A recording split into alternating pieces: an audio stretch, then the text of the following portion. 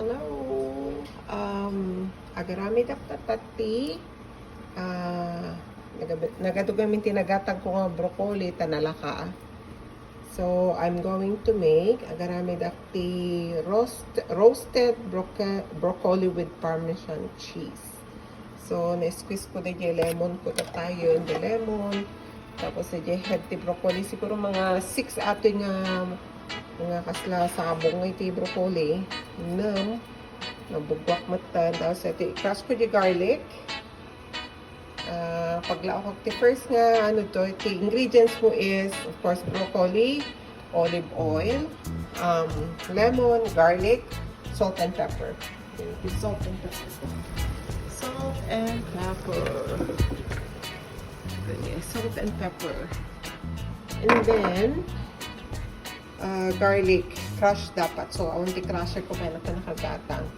So, yan nakulatan. So, the first nga ano is i-preheat tayo yung oven tayo. T 420. Saan na ito yan? Yan eh. Bake. Pay baka dati nga karga na yung oven. So, i-preheat ko. So, na T masabot na T 425. 425 start pa. Abang mga preheat nabiglang sunog kinakula nga dyan tas atin.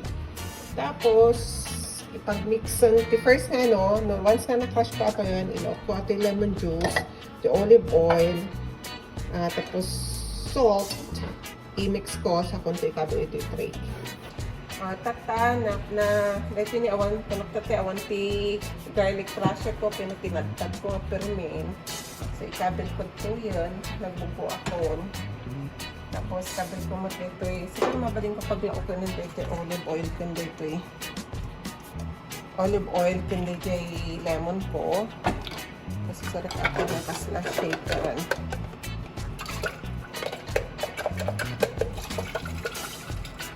Tapos halo-halo ko tapos ipagpasit yung salt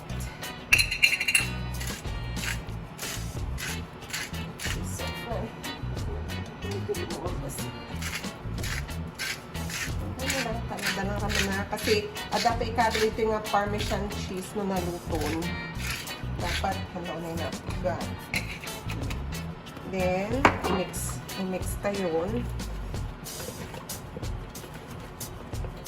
siguro na mas na ito yung kasla ibabadbasit ano DJ haraman DJ lemon kat medyo kumpat yung vegetables yun.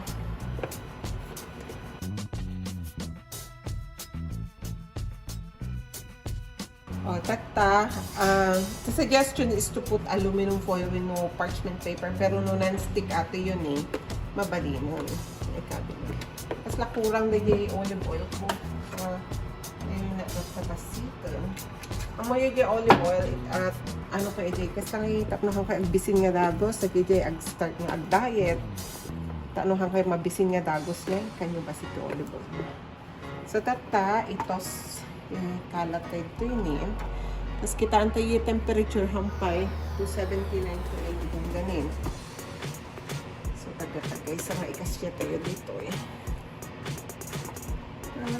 duwa nga tray siguro so ating prepare ko duwa nga tray just in case hanggang agdadakit wow smells good. Ito lang. Kulang nga nag-aalip sa segundo. Torado. So, balik.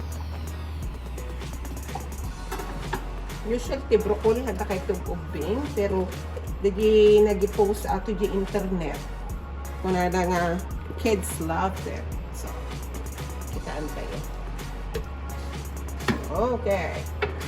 So, orayin tayo lang ng gana 400, 304. Naluton. I-off ko na siya yun. Kakitaan ko yung picture. Sabi ko lang at handle. Wow. Banglo. Tiga bawang. Dapat yun may isa. Wala ko ganda ma. Dapat pa yun akong tea. Ay, win naman mamisang kung ito i-toast. So, ala pa ang dito eh. Okay, kabel tayo ito may isang container.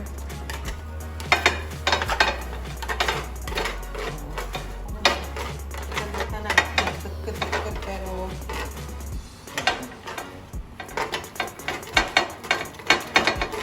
ay!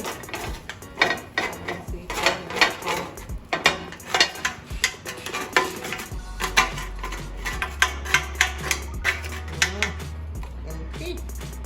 Ay! Yopi! Isa.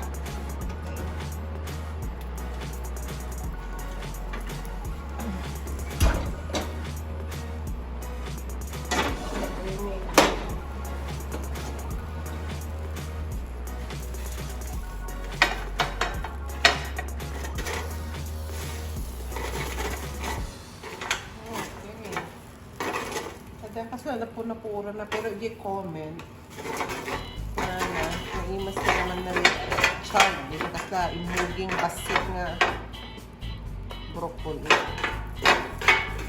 Tapos na nalagay, usually ti upubing handa kaya ti gulay, especially broccoli pa. Kaya nakatesting ato yun. So dito di na roasted for 25 minutes. So, dati garlic, ang ingredients ng kabe kayo. So, dati broccoli, olive oil, crushed garlic, salt, and lemon. So, the additional ingredient na ato, ito naman as is black pepper. So, dati black pepper, katayin ko yung is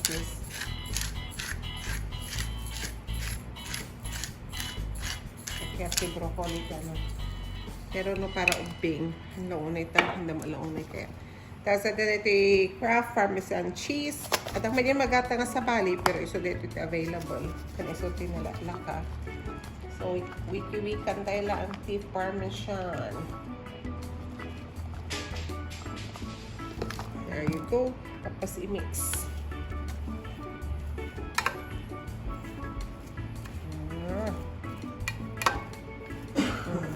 Tingnan mo na ko. Tama naman tayo. Pa! Tama naman. Ganyan tilasa na. Tama. Na? Tama. Tama? Tama yan.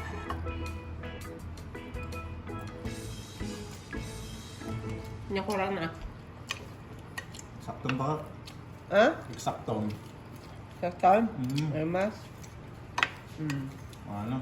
So, ito yung the jar,